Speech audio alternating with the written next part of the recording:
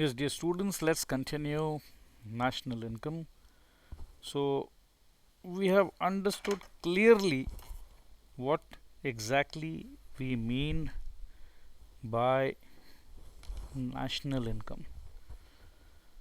So, today we'll try to decipher circular flow of income. So, I hope you guys are ready.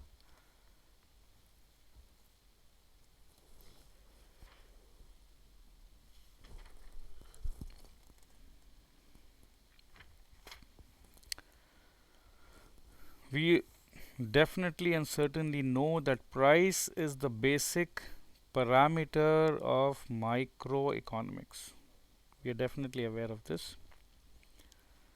So, if I would ask you what is the basic parameter of macroeconomics?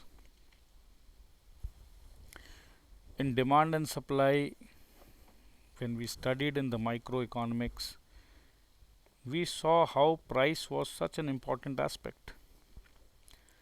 But when we deal in the macro level, it is not the price but the circular flow of income. In India, people are engaged in various economic activities. Some are involved in production, some are involved in marketing, consumers are involved in consumption.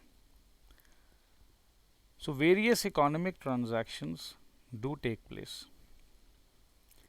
So, we can say that everybody is interdependent. So, the interaction and interdependence is called the circular flow of income. Basically, when we say circular flow of income, somebody in the bread factory is making bread. He is giving salary to his employees. Somebody is doing, he is a teacher, he is earning through salary, but that teacher wants to buy a bread, also wants to buy butter, he also wants to buy milk. So basically, the money is changing hands. Okay, so everybody is interdependent on someone else. So the currency which you have, the rupee which you have, you keep on buying goods and services. You pay to the electricity department, you pay to the vegetable vendor. The vegetable vendor also has electricity at home. So basically, the money is in circulation. So this interaction and interdependence is called the circular flow of income. We already discussed that national income is a flow concept.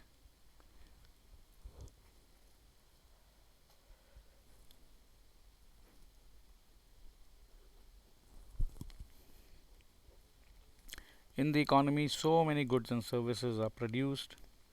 Producers purchase the factor services. Now, these are the key words I am laying emphasis on. To produce goods and services, the national income or output generated is distributed as factor income to the owners of factors of production. Please, dear students, now be careful. I'm using the technical words, but I'll explain you. So, whenever a producer is producing something, he will require land, labor, raw materials, capital. So, he will give the money, the producer will give the money. So, that becomes the factor income. For whom it becomes the income? The people who are owning the factors of production, like wages. The laborers, they own their labor, they invest their energy, and they get the income in the form of wages. Similarly, rent, interest, and profits. Profit goes to the entrepreneur. So these are the factor incomes. How this income has been generated? Because some production took place. Why some production took place? Because until and unless you produce, you will not be able to sell. Once you sell at a profit margin. Once you sell, you are able to recover the money which you pay as wages, rent, interest. So this way the factor incomes earned or generated are spent on the purchase of goods from the production units. Now wages, rent, interest, or even the entrepreneur who made a profit. So the entrepreneur made profit by making candles in his factory. But the money which he got, he will purchase shoes which is made in another factory. So the laborers, they got the money by working in a particular factory of candle. But the money they will get, they will buy breads, they'll buy fish, or they'll buy paint, or they'll buy tube lights. So ultimately there are so many industries, there are so many factories. Every factory will have an entrepreneur. The entrepreneur will give wages, rent, interest, and profit. This money becomes the income. This income is used to purchase products made in another factories. So I hope it is clear. So such production gives rise to income, and since you have the income, now you have the desire to spend, which we call it as expenditure. And if you do not make expenditure, I got the income from working in the candle factory, but I purchase shoes. Since I purchase shoes, the person working in the shoe factory made some profit. Please try to understand. So with my income I made an expenditure. With my expenditure somebody else made the income. Okay. With my income I purchased milk. Since I purchased milk, the milk owner or the person who was selling the milk, he made some income. So my expenditure is giving rise to income again, but that income is going in somebody else's hand. But that milk person who made the income, he will buy books for his children. He is spending that money on books, but the book manufacturer, by selling the books, he is getting the income. So are you understanding the circular flow of income?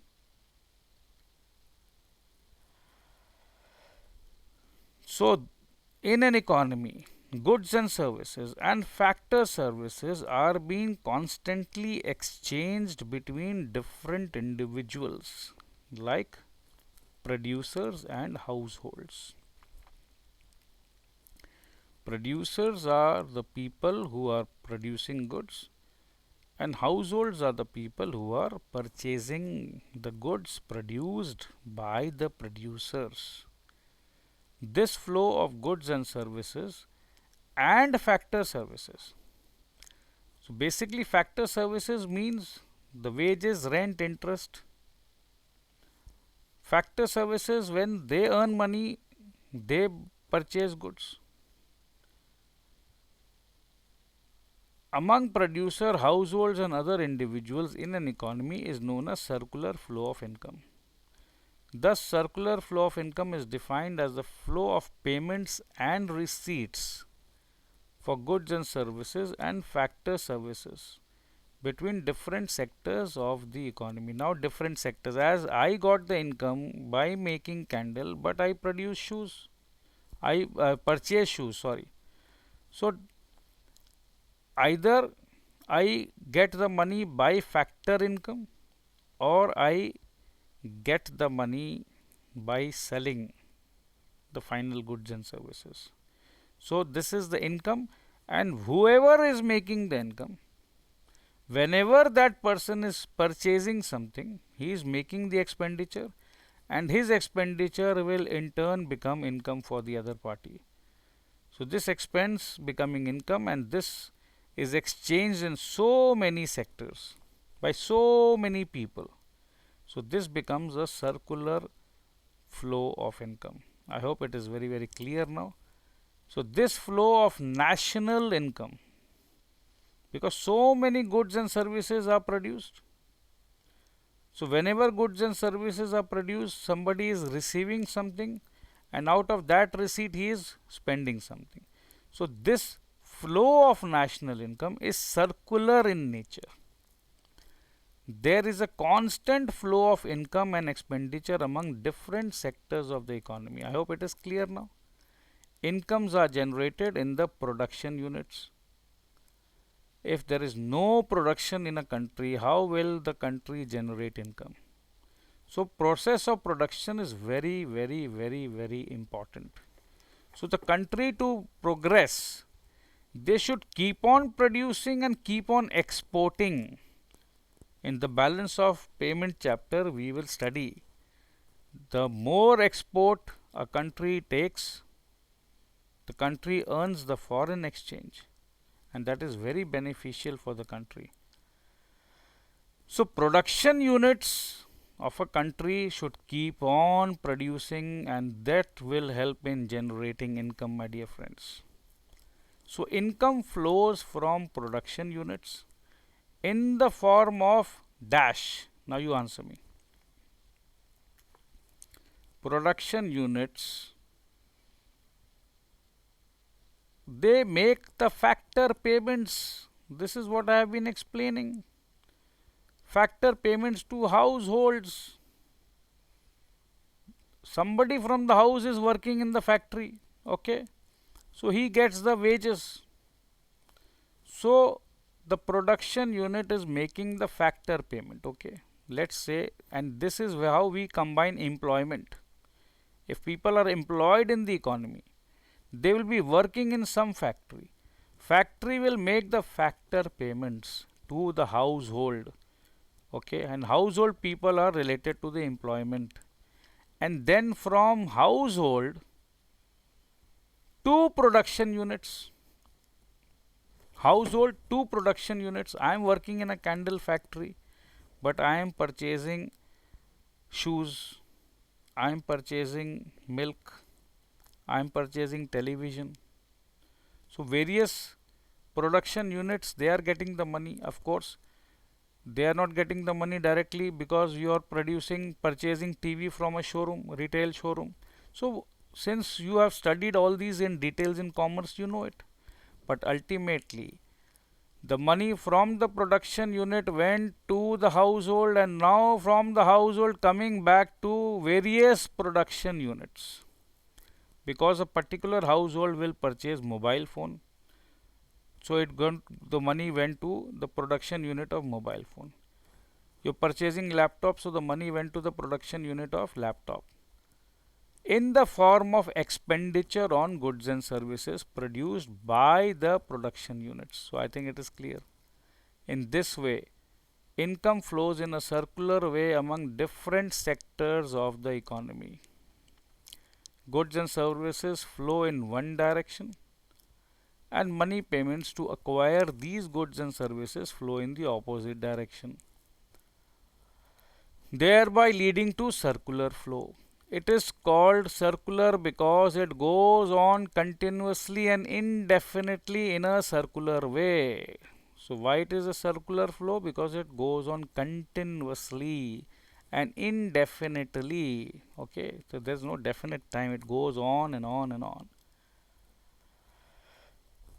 Can you trace the beginning or an end? No. Since you cannot trace the beginning or an end, hence we call it circular. In a circle, you cannot say which is the starting point and which is the finishing point. In a linear fashion, you can say in a graph, when you point, okay, this is the x-axis, this is the y-axis, this is point 0, and from here it starts. It is a linear graph. In a circular, you cannot say from where it is starting and from where it is ending. So economic transactions like sale and purchase of goods and factor services generate two kinds of flows, namely the flow of goods and services and money flow. Accordingly, circular flow of income can be viewed from two different angles, that is real flow and money flow. So we have understood the circular flow. Now what we mean by real flow and what we mean by money flow. So real flow consists of flow of factor services from the owners of the factor services to the producers. So it is a real flow.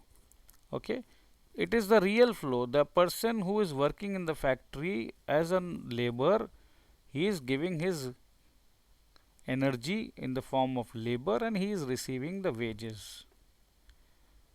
So factor services flows from the owners of factor services to the producers, and the flow of goods and services from the producers to the buyers of these goods and services. Thus real flow consists of flow of factor services and flow of goods and services from different sectors of an economy. So what exactly is flowing? The factory is producing goods, so those goods are flowing, okay, and the people who are owners of the factor services, they give their factor services to the factory or to the producers, so they also flow. So this is called as real flow. So what do we mean by money flows?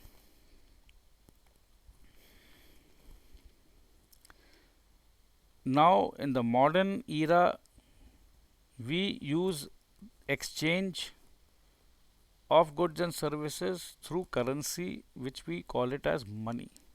So all the economic transactions, they involve money. So flow of factor services generates factor income in the form of money. So real flow is we are talking about the flow, but now we are talking about the flow, the same flow, but in the form of money. So buyers of goods and services make payment for goods and services purchased with money. So what was real flow? Now we are just putting one word called money and then we are calling it money flow. So money flows comprise these flows of money payment. So we know the real flow. Now the energy is the money. So to keep the flow constant, if we do not give the money, the flow will stop. So money flow comprises these flows of money payments.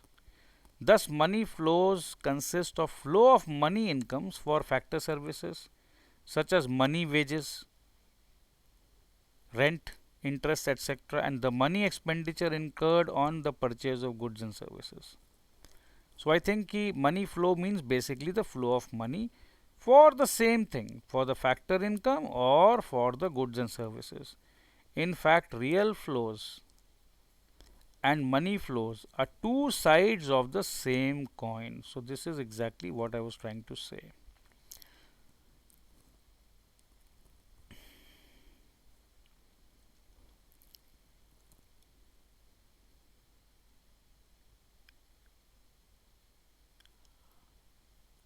So the flow of goods and factor services, that is the real flows from the seller to the buyer, leads to the money flow from the buyer to the seller.